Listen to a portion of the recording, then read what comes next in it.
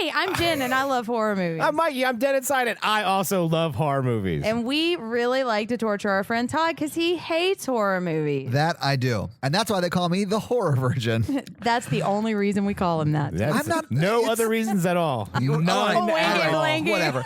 So every week we take him through the encyclopedia of horror, the good, the bad, the ridiculously Jack Frosts. And then we make fun of it more or less. Or explain its deceptive feminism. Oh. Yeah, exactly. That's what I do. That's my thing. And I'm the funny one.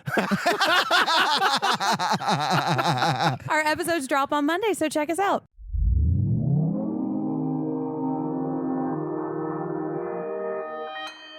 Consequence Podcast Network.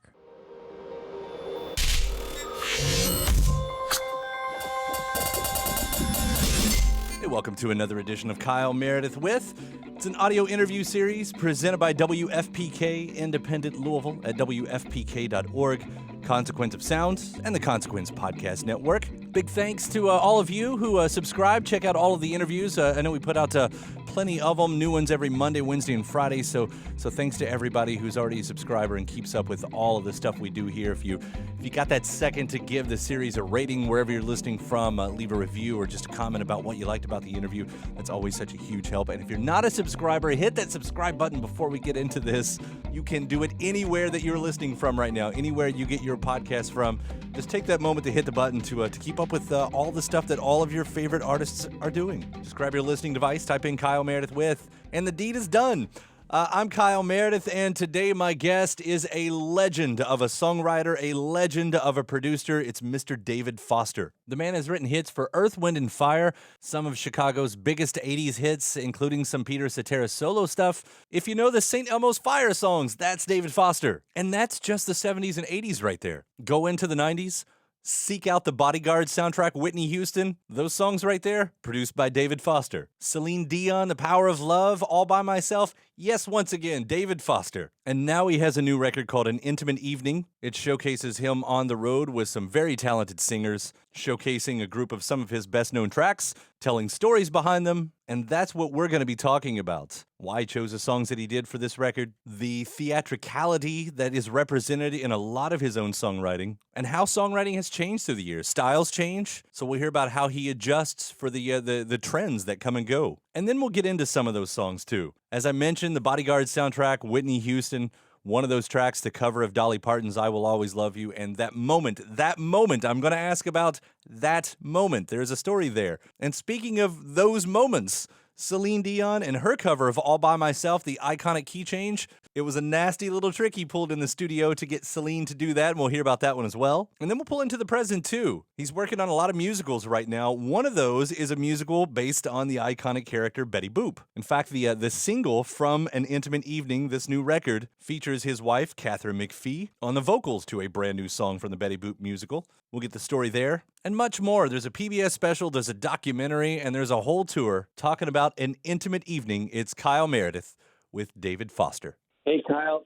Pleasure. It's really an honor, especially behind this new record and An Intimate Evening. I should also point out you announced the tour. You're going to be here in Louisville at the Louisville Palace on May 5th, and we're really excited to have you out here. Congratulations on this record, man. Thanks, man. And I'm excited to come there. You know, I've done the Muhammad Ali event in Phoenix, Celebrity Fight Night, for the last 18 years. I've been the musical host, and so I have, of course, a very special place in my heart for Muhammad. And I've been to Louisville before, which is where his museum is, no? Yeah, right. It's right down the street from us. In fact, if you've never been in, it is just a mind-blowing experience over there. Yep, and I will hopefully visit it when I get there. And yeah, I'm on the road. Yeah, man.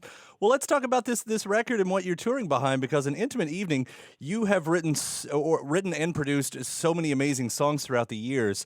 This is a great track list. I got to wonder, is there a reason why you chose this group of songs specifically? Is there a common thread, or just the ones maybe that were top of your mind? Just a dartboard, really. No, in fact, as I've been doing these interviews, people have asked me about songs that aren't there, and I've been going, yeah, why didn't I do like She's a Beauty from the Tubes that I co-wrote? on songs like that. So I might switch it up a little bit.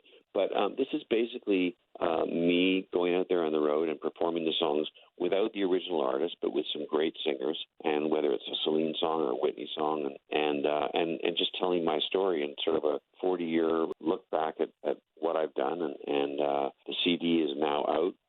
My wife Katharine and I did one of the songs from the CD on the Today Show, and it's just been fun, and it's great to get that audience feedback. There's always, I've noticed a bit of theatricality to your writing. You know, you're not afraid of movements and those key changes. Where does that come from? I don't know. It's funny, but I love that you noticed it, and it's the thing that I get slagged from if ever Rolling Stone, if they ever decide to talk about me, it's usually bad. But I just, when I lay my hands on the piano, that's what comes out. It's not like I try to be, bombastic with my music, as Rolling Stone put it once. It's just that's what comes out, and that's what I think entertains people, and it's worked. And so, it's not for everybody, that's for sure, but it's certainly worked for a lot of people, and it comes natural. It's not fake. Well, and it shows too, because you have 40 years, 40 plus years that you're still cranking this stuff out. And styles change. Does songwriting change how you approach it?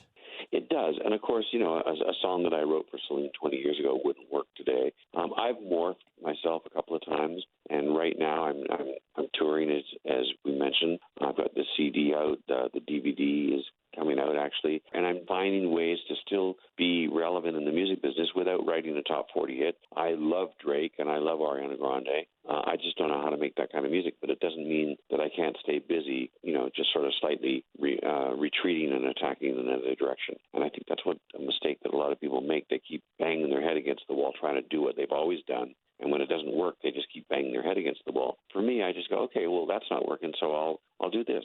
And I'll write musicals and try and go on Broadway, which is what I'm doing. Or I'll do a PBS special, or I'll tour, or, there's always something great to do. It doesn't mean that you have to be on top 40 radio all the time. You mentioned Broadway and everything, and the first single from the record, Something to Shout About, with Katharine, got the first single. Now, that's part of something else, right? The Betty Boop musical? It is, and that's something I've been working on for a few years. We finally have a great book written by Todd Martin and a director, Jerry Mitchell, and the pieces are all falling into place. And this song, strangely, even though it's obviously not a top 40 song, it's strangely gotten a lot of action in the last 24 hours, which is kind of surprising to me. Now, what steered you towards Betty Boop? I mean, was such an iconic figure, but not one that's really felt that's felt like it's had a resurgence lately.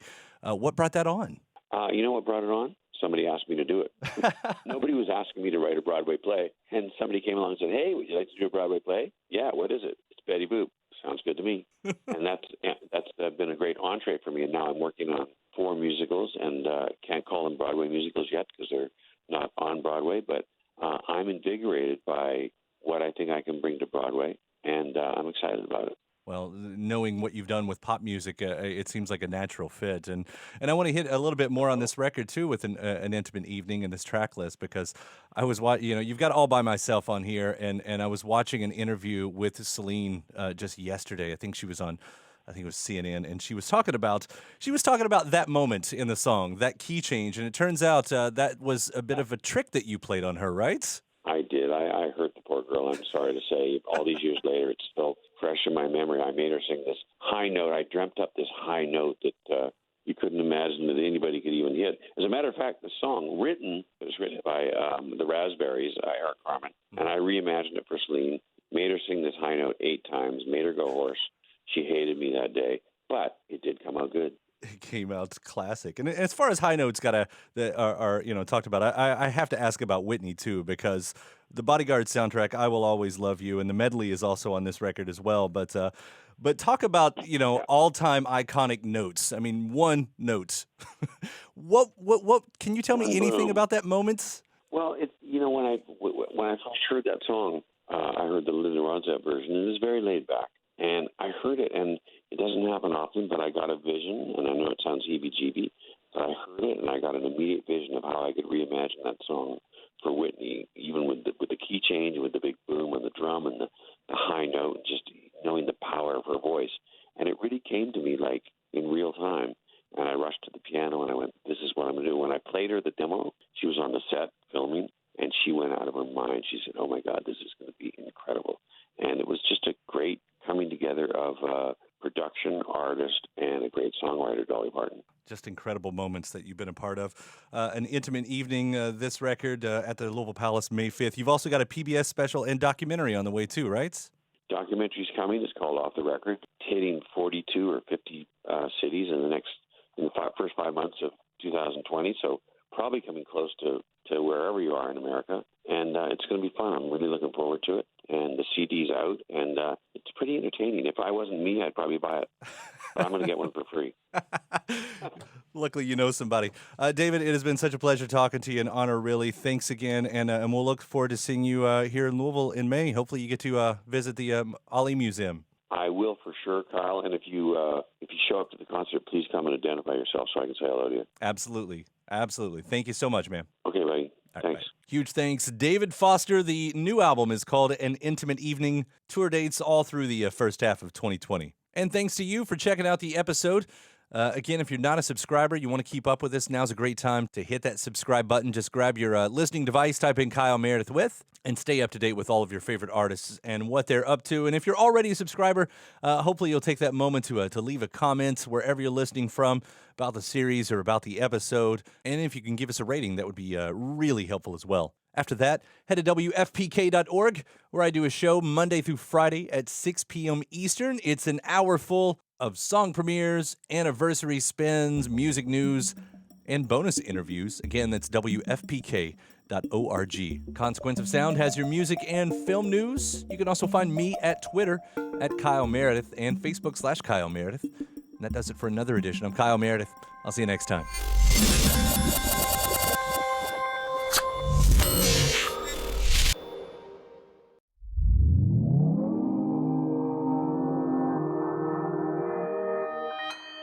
Consequence Podcast Network. It's easy to hear your favorite artist on WFPK from wherever you are.